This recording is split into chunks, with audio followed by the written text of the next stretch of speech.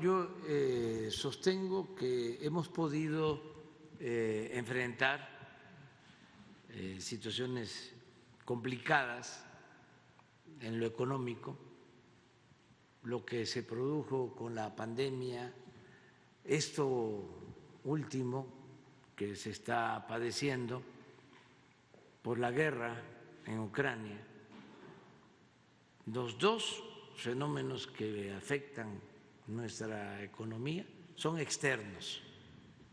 Nosotros no hemos tenido crisis internas. Eso hay que tenerlo presente. No es el efecto tequila, no es cuando va el secretario de Hacienda, muy buena persona, el hijo de don Jesús, el papá del joven Jesús, que era secretario de Hacienda, que está terminando el gobierno de López Portillo, lo recibe el secretario del Tesoro. Había devaluación, fuga de capital, una situación tremenda. Y lo recibe hasta de manera majadera, con los pies arriba del escritorio. Y tenemos que hipotecar nuestro petróleo,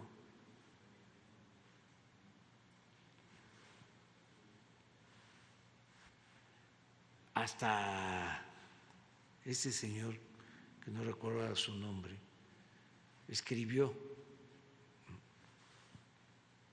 en sus memorias el hecho de cómo nos salvaron, pero el precio que tuvimos que pagar en tasas de interés, ¿sí?, de créditos que nos dieron. Él habla de que, creo que era Reagan, y que el presidente Reagan le dijo: eres un casi malvado,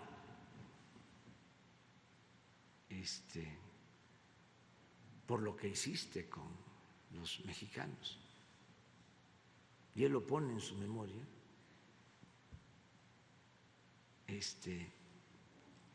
que eso provoca carcajadas.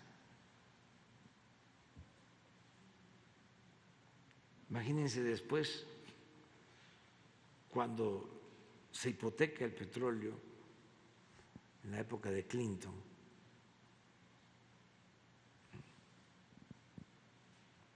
también por la crisis originada en México, la entrega del gobierno de Salinas a Zedillo.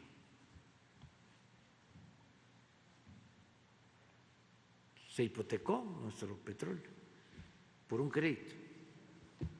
Entonces ahora no tenemos nosotros una situación así y estamos cuidando que no pase. Hace unos días hablé de cómo estamos planeando con el secretario de Hacienda para no dejar prendidas de alfileres las cosas, que no vengan y quiten los alfileres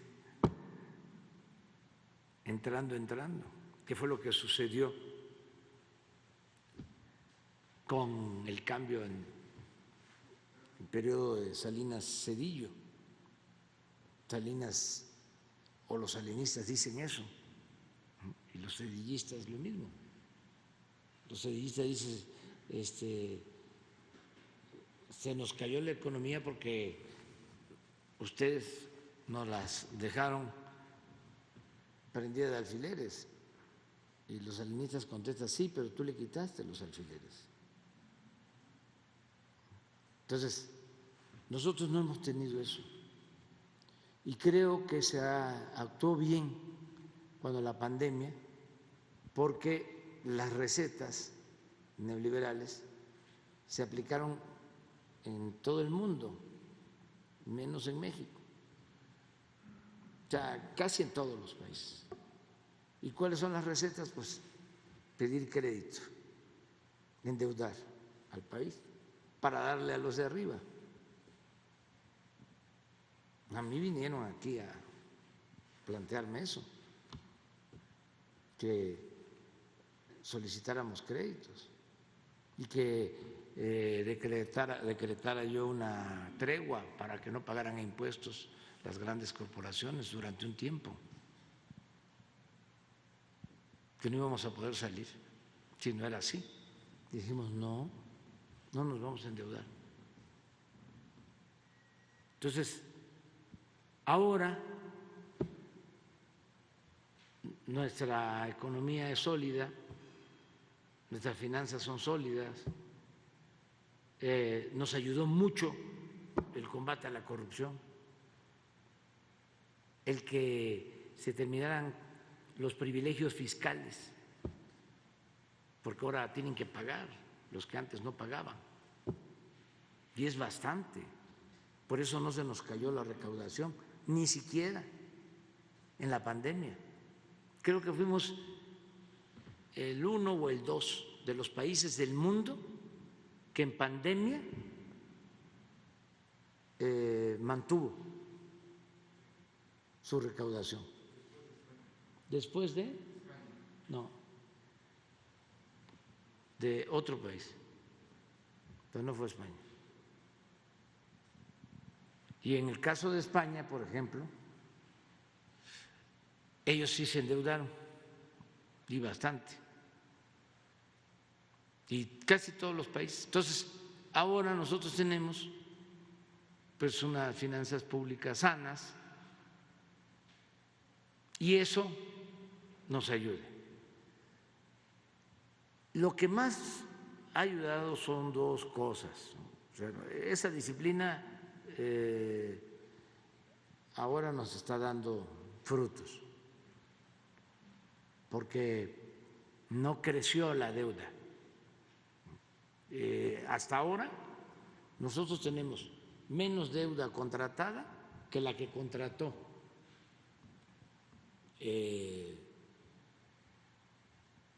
Calderón y Peña. Y ahí están los datos, lo podemos ver. Y la deuda nuestra se originó por la caída de la economía, por la pandemia, no porque se haya solicitado deuda adicional. Bueno, pero hay dos elementos que nos ayudan mucho. Uno, el que haya paz social, que haya gobernabilidad. O sea, si hubiese anarquía en el país, incluso violencia, como sostienen, no se acercaría la inversión, no tendríamos posibilidad de crecer. Pero no hay ingobernabilidad. Eso yo tengo que agradecerle a los adversarios, a los conservadores, que pues solo es campaña en redes y insultos y que ya me voy a morir y que ya estoy chocheando, pero eso no es nada. Pero no hay manifestaciones, ¿no? Las únicas que han llenado el Zócalo, eso en una ocasión, son las mujeres, en marzo. Y no solo en protesta en contra de nosotros, sino en defensa de sus causas. Otras sí, en contra de nosotros, porque ahí hay detrás un interés que no es solo la causa feminista. Son parte de nuestros adversarios, en este caso mujeres conservadoras que se volvieron feministas, ¿no? Y que se metieron y tienen grupos incluso de choque, porque no es la protesta pacífica, normal, no, son marros y sopletes, y es cuando tenemos que poner vallas metálicas, porque si no se meten al palacio y destruyen, y queman y todo, porque es otro propósito.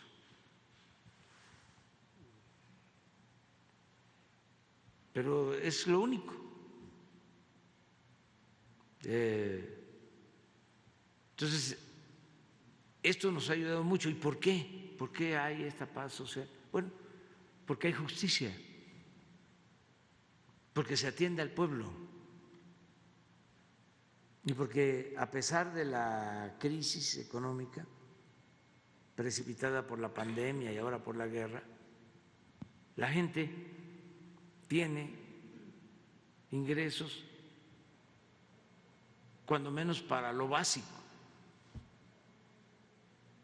y nos ha ayudado mucho el envío de remesas a nuestros paisanos. Por eso no voy a dejar de agradecerles, porque no hay crisis de consumo. Imagínense en el medio rural, en los pueblos, una región apartada en donde están en el programa Sembrando Vida, pues ahí llega su apoyo y tienen para lo básico. Yo les ponía de ejemplo que antes, y así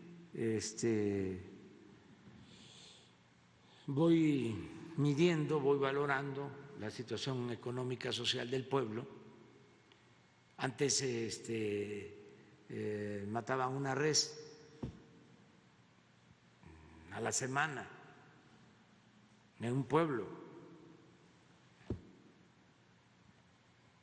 y apenas si se vendía la carne. Y ahora en algunos lugares matan dos,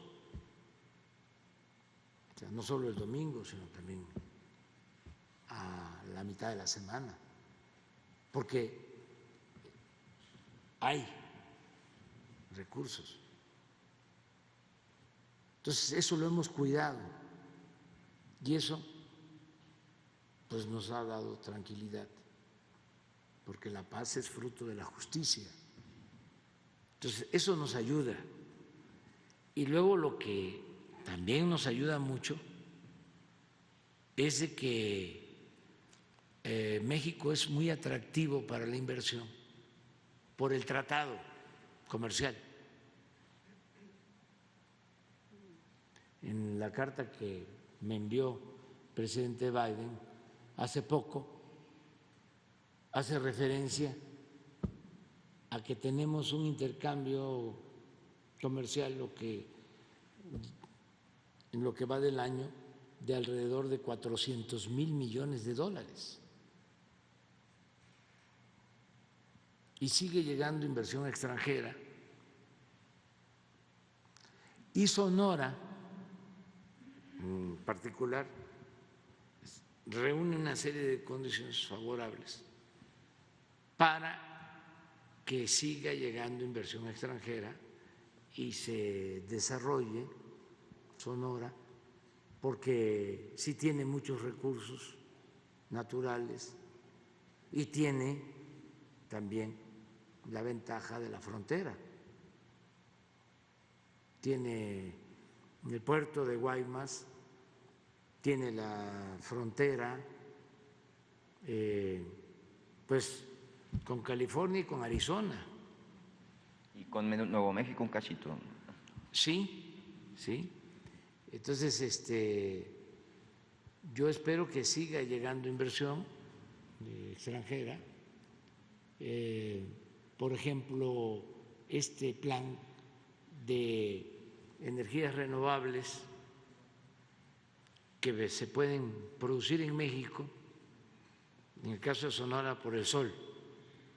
La planta que ya se inició en Sonora va a ser la planta solar de generación de energía eléctrica más importante, más grande de América Latina,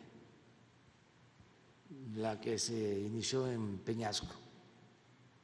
Y esas plantas se pueden replicar en Sonora, como es un estado muy grande, y se tiene también la posibilidad de que haya respaldo con termoeléctricas, porque no siempre hay sol, siempre se necesita el respaldo. Y hay gasoductos, o sea, se tiene gas para que se puedan tener termoeléctricas de refuerzo, de respaldo para las plantas solares. Y por si fuese poco, se tiene litio. Entonces se tiene energía eléctrica, se tiene litio. Se pueden hacer baterías y ya hay industria automotriz en Sonora y va a crecer porque cada vez va a ser mayor la demanda en Estados Unidos de utilizar o permitir solo autos eléctricos de energías renovables. Eso está planteado, o sea, va a llevar tiempo, no es así, ya no nos va a tocar a nosotros, pero nosotros vamos a dejar iniciado todo ese proceso. Lo único que tenemos que cuidar, y ya estamos trabajando en eso, hoy tengo una reunión con productores y distribuidores de alimentos, es lo de la inflación. En eso estoy. Eso es lo que hay que cuidar. Pero inversión extranjera, vamos bien, récord. ¿Cómo se llama el que debatió y defendió muy bien con datos, mejor que nosotros? Edis. Sí. Hablaba de las reservas del Banco de México, decía, son récord, y la persona con la que estaba decía que no, y sí, y récord en inversión extranjera y récord en reserva del Banco de México y récord en empleos registrados ante el Seguro Social, más de 21 millones de empleos, y récord porque ya llevamos cerca de 4 años sin devaluación, y récord en remesas. Este año podemos llegar, ese es nuestro estimado, a 60,000 millones de dólares. Entonces, ahí vamos, avanzando, no hay que descuidarnos, atender el problema de la inflación, que se tiene control en energéticos, pero nos falta control, reducir, bajar los precios de alimentos. Por eso tengo hoy esta reunión y vamos a tomar una serie de medidas como buscar que no aumente los precios de los básicos. Ya nos mandó a decir, pero hoy creo que va a estar presente el director de Maseca, que se compromete a que no haya aumento en harina de maíz, cuando menos hasta febrero. Y eso es importante, porque estamos hablando de la tortilla y de quien distribuye como el 80% de la harina de maíz que se utilizan en las tortillerías. La otra empresa es Minsa, que también está participando, y tengo una reunión con ellos hoy. Fíjense que es tan importante la reunión, que hasta vamos a comer unos tamales de masa colada. O sea, porque me importa muchísimo. Vienen como 20 productores, distribuidores, los más importantes. Entonces, esa es una medida, es que logremos un compromiso de no aumento de precios, y si se puede bajar precios en 24 productos básicos. No, 24 productos básicos. Lo segundo que estamos haciendo es impulsando más la producción de básicos en el campo. Tomamos ya la decisión de entregar de manera gratuita los fertilizantes para producir más.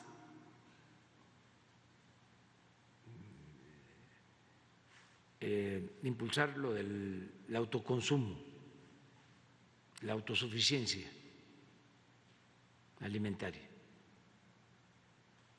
Y dos medidas más, ya después se las comento.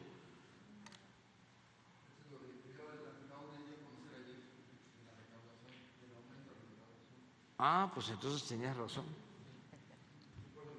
Sí.